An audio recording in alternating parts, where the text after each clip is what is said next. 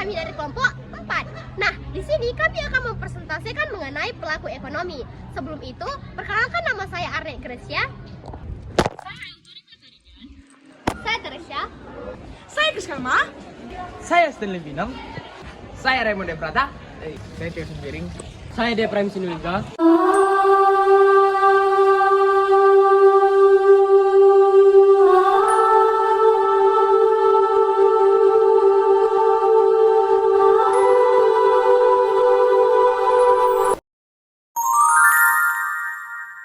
Nah, pelaku ekonomi adalah individu atau organisasi yang terlibat di dalam kegiatan ekonomi.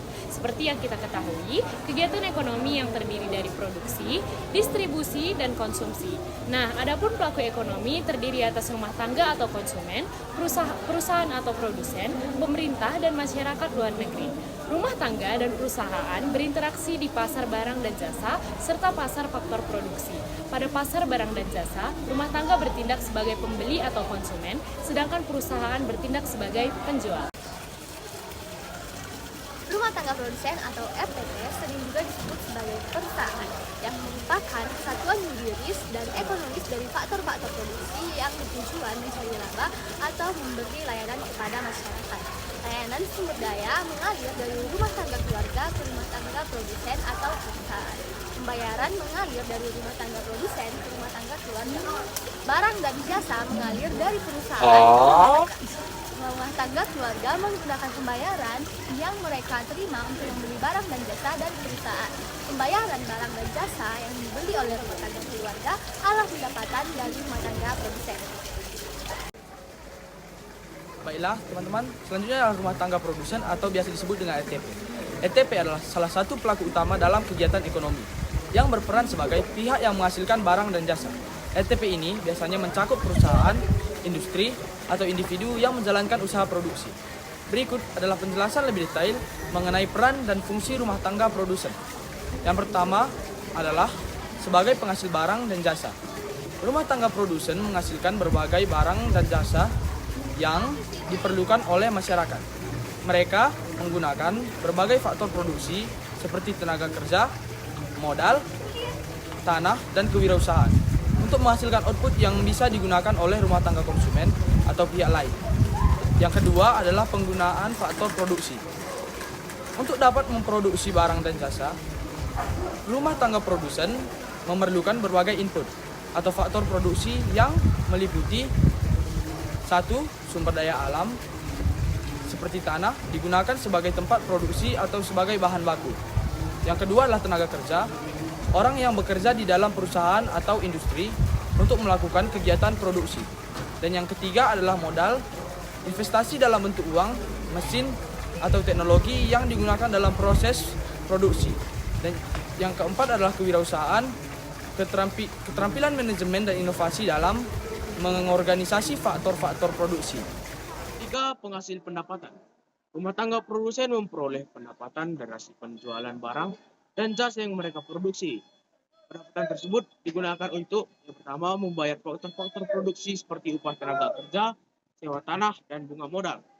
Yang kedua, menyisihkan sebagian keuntungan untuk dikembangkan kembali ke dalam usaha yang sering disebut dengan investasi. Yang keempat, penentu harga pasar. Karena mereka yang memproduksi barang dan jasa rumah tangga produsen berperan dalam menentukan penawaran di pasar. Banyaknya barang yang mereka hasilkan dan barang dan harga yang mereka terapkan akan mempengaruhi harga barang di pasar. Yang kelima, menggerakkan perekonomian. Rumah tangga produsen juga berperan penting dalam menjaga kelancaran arus ekonomi.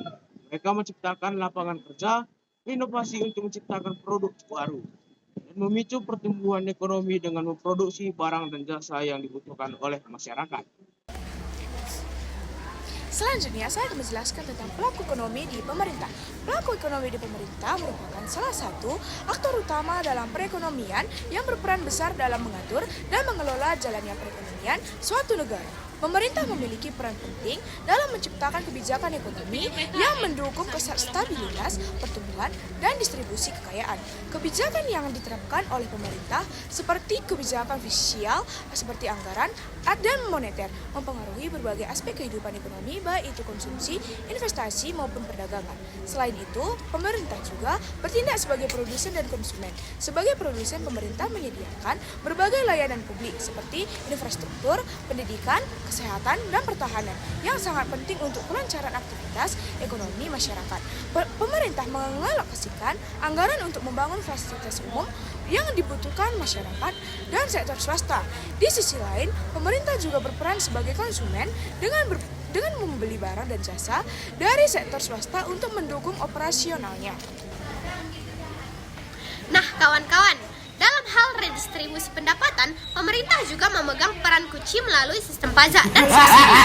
Pajak yang dipungut dari individu dan perusahaan digunakan untuk membiayai pengeluaran negara yang pada akhirnya diharapkan dapat meningkatkan kesejahteraan rakyat.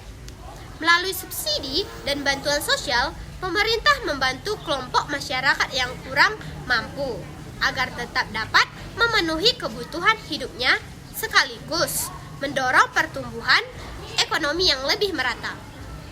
Yang terakhir, pemerintah juga berperan sebagai pengatur atau regulator dalam menjaga agar pasar berjalan dengan adil dan efisien. Pemerintah mengeluarkan berbagai peraturan dan undang-undang yang memastikan persaingan usaha yang sehat untuk melindungi konsumen serta menjaga stabilitas keuangan.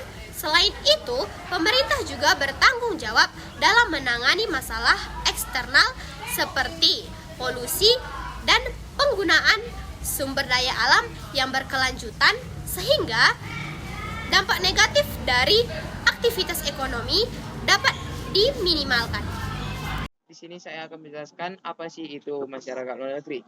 Masyarakat luar negeri adalah kelompok orang yang tinggal di negara lain berbeda dari negara asal mereka. Mereka mencakup berbagai budaya dan etnis, menciptakan keberagaman dalam lingkungan sosial.